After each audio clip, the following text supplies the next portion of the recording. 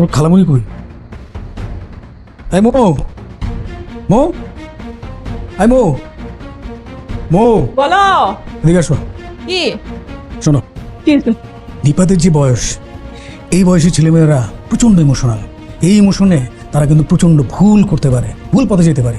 আমাদের as a guardian হিসেবে উচিত তাদের খোঁজখবর নেওয়া, কার সাথে মিশে, কোথায় যায়, কি করে না করে। বুঝা গেছে? কি হয়েছে? আরে বলতেছি খোঁজখবর নেওয়া। তোমার বোন কোথায় যায় না যায়, কার সাথে মিশে, তুমি খোঁজখবর নিছো? কি করছে নিপা সেটা তো জানতে চাচ্ছি। দেখো,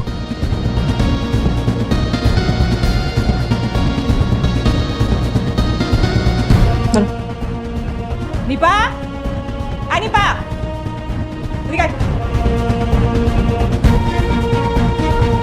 কত টাকা লাগবে তোর? টাকা লাগবে কেন? টাকা লাগবে তোর?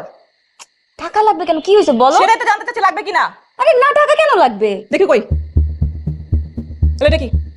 এটা কি? আমার ল্যাপটপ। তো তোর কি এমন টাকা লাগবে যদি আমাদেরকে বলতে পারতেছিস যে ল্যাপটপ বিক্রি করে তোর টাকা জোগাড় করতে হচ্ছে?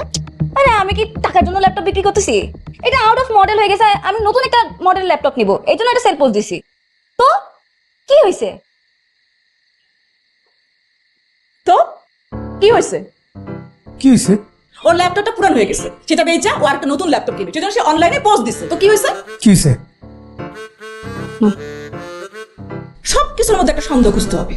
শোনো, এটা সন্দেহ না, এটা হচ্ছে সচেতনতা। ও যে ল্যাপটপটা বিক্রি করে যে টাকাটা পাবে, এই টাকাটা দিয়ে সে অন্য কিছু তো করতে পারতো। এটা কি জানার রাইটস আমার নাই?